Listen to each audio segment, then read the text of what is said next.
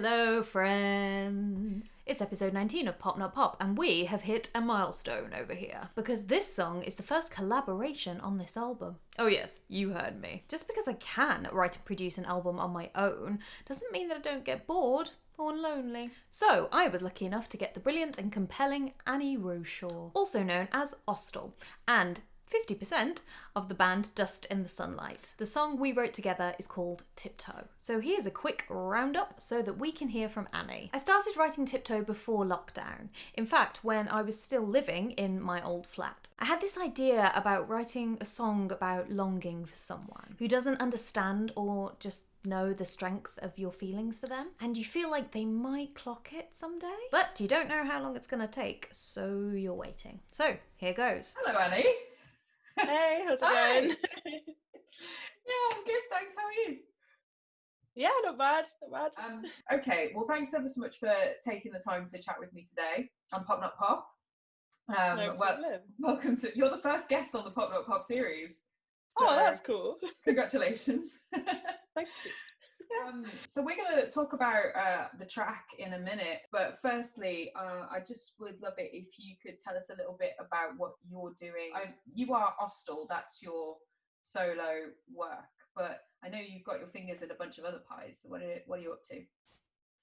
Yeah, so I've just released a new EP with my band Dust in the Sunlight. That's been a project I've been working on for a couple of years with my friend Billy Wright, and it's just so nice. Like, we've literally been working on these songs for a long time, and it's out in the world doing its little thing. So that's been a really good thing to happen, and we've got lots more kind of content and music coming out for that over the next few months. And then I'm working on writing and recording some new Austel songs, and actually it's been really nice to kind of have a bit more space and time to do that. I mean, one of the reasons why I was so excited to write with you is because your Austel stuff has such like a dark aesthetic, but it's still very engaging. How do you feel about pop music these days? Well, I'm gonna have to admit that I've never been a fan of pop music. Like, I've always been an indie kid, really into alternative stuff, really into my folk singer-songwriters.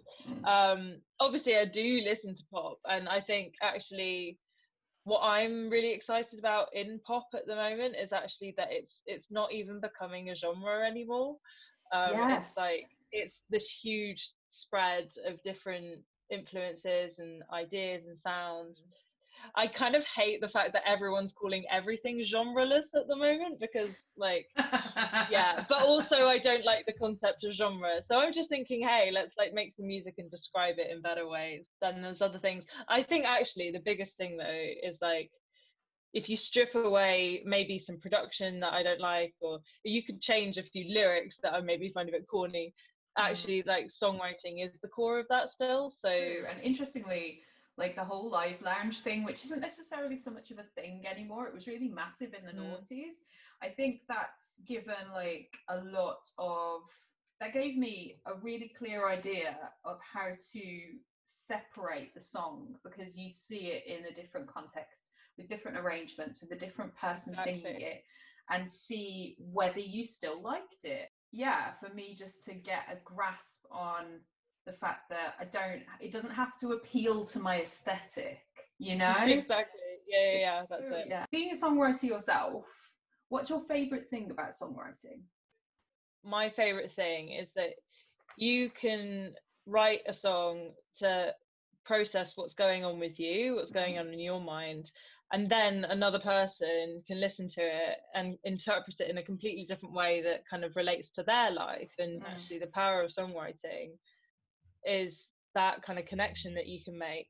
So I think I always really write from a very like personal perspective, but when I'm listening to music, I translate what I'm listening to how it affects me. Okay, so what's your least favorite thing about songwriting? Well, I think it's when I feel limited by what I'm doing. So I find that I'm always drawn to like the same kinds of words and maybe the same kind of chord patterns, and it definitely takes a bit of effort to kind of broaden my songwriting vocabulary sometimes. So I sent you a few different options for projects that I was developing for you to potentially develop with me.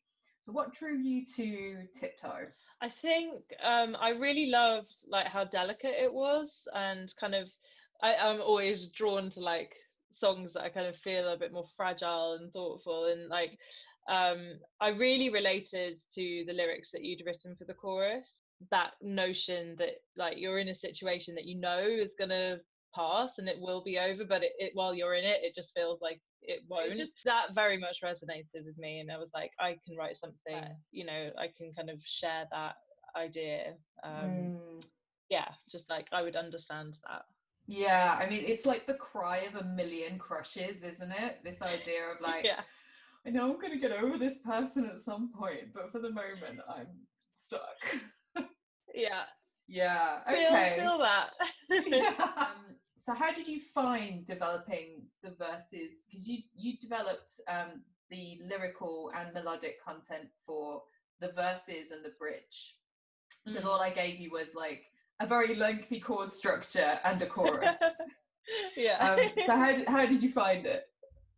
Well, I mean, it was good, really, because there was space, and you know, there was good space to kind of explore melody. I wanted like a kind of rise and fall in the verse before they kind of dip down into kind of the harmonies and the like build up in the chorus that happens. And then I felt like then when we got to the bridge, like that needed to be a bit punchier and kind of a little repetitive thing going around, just like hammer home that section. But yeah, I don't know, it was a very natural song to write to. Like it all kind of flowed out quite nicely. So what provided inspiration for the lyrical content for you? Well, if you without you don't have to. Absolute... no, without being I was going to say, without being a total cliche, we had just gone into lockdown, and I was I was thinking about being like far away and unable to see people that I love and that I care about, and kind of weaving that in. I think when I write, like as much as sometimes things are directed at a specific person, they can kind of be more broadly applied to like my relationship with a lot of people. Like that sentiment to me like tied in well with what you'd written for the chorus. And I think it was inspired by like my own experience as well of kind of not really knowing where you're at with someone and trying to work out if they feel the same way about you as you do with them. Like, you know, we're talking about relatable experiences. I'm sure a lot of people can relate to that. It's literally like my whole of my last record. So it's so a thing. I wish people were just more clear. Yeah. But that's kind of where I drew a lot of it from, I think. That's a good place to kind of round things up. So thanks again, and bye. Bye, Annie. Bye.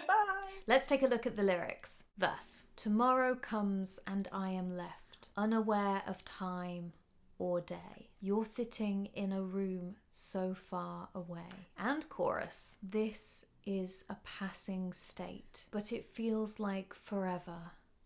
It feels like fate. When there's nothing more to do or say, on tiptoe, I'll wait. If you enjoyed this episode and would like to support my making of Pop Not Pop, then you can join the Rookes Lab for as little as $1 per month by heading on over to www.patreon.com/I am Rookes. That's all until next week, when you'll get to sample the production delights of the track. See you then for another episode of Pop Not Pop.